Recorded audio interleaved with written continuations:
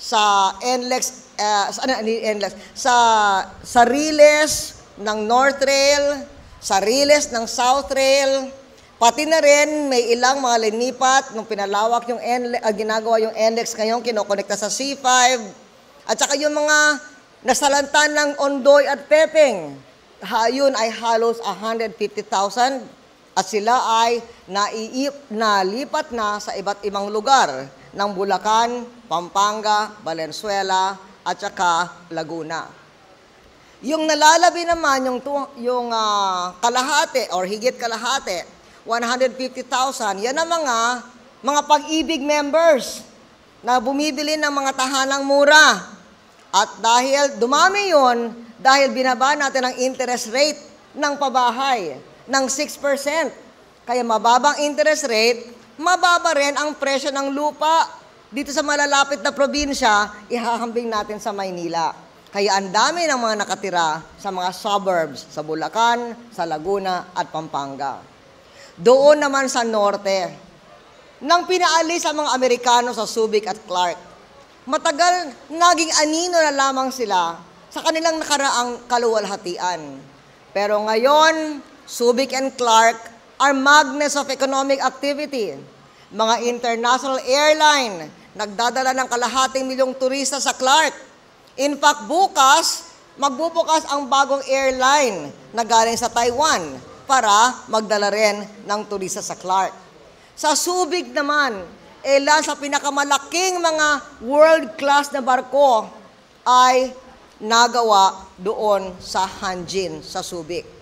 Yung ECTEX, kinokonekta yung dalawa economic zones at higit 150,000 ang trabahong nalikha.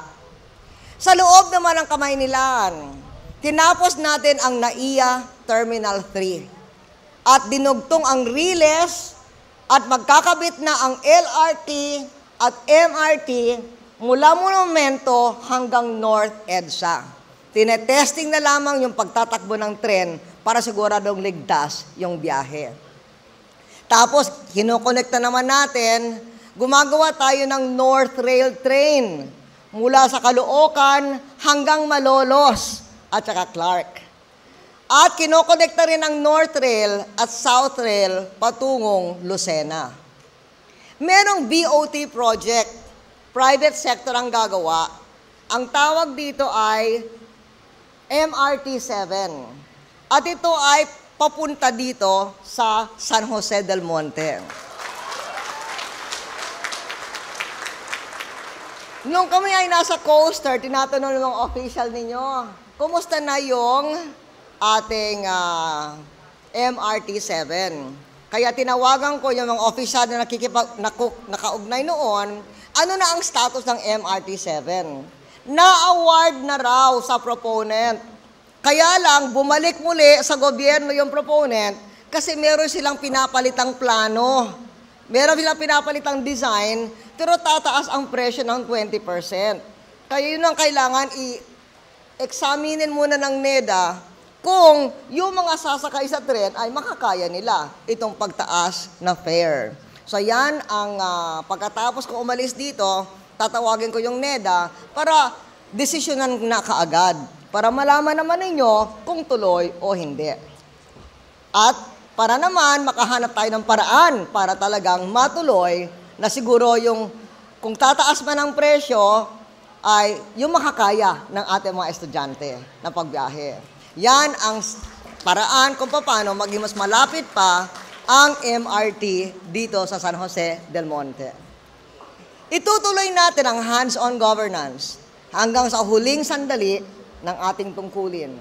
Nakaprogreso na tayo sa maraming larangan, ngunit hindi pa rin ang lahat marami pa rin ang kailangang gawin. Halimbawa, hindi pa tapos yung North Rail hanggang Bulacan at hanggang Clark.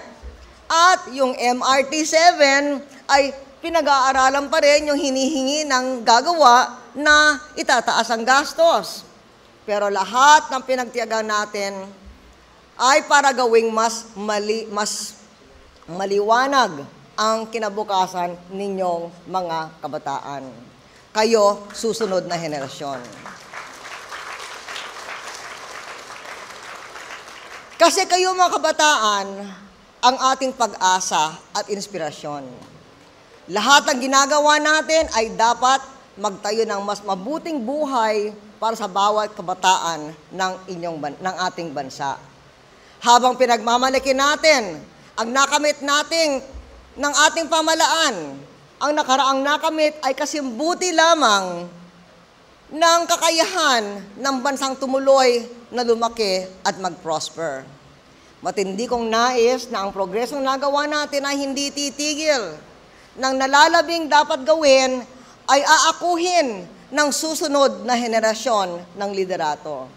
Bilang bansa, dapat matatag tayo nakatukoy sa kinabukasan to build on what is good. Kaya itong ating mga ginagawa, gusto kong malaman ng ating mga kabataan kasi kayo ang magbebenepisyo at kayo rin ang magtutuloy nito mga gawain ito upang sa ganon, tuloy-tuloy ang kaunlaran ng ating bansa. Kaya sa inyong lahat, mga estudyante, nasa inyo ang kinabukasan ng ating bansa. Maraming salamat sa inyong lahat.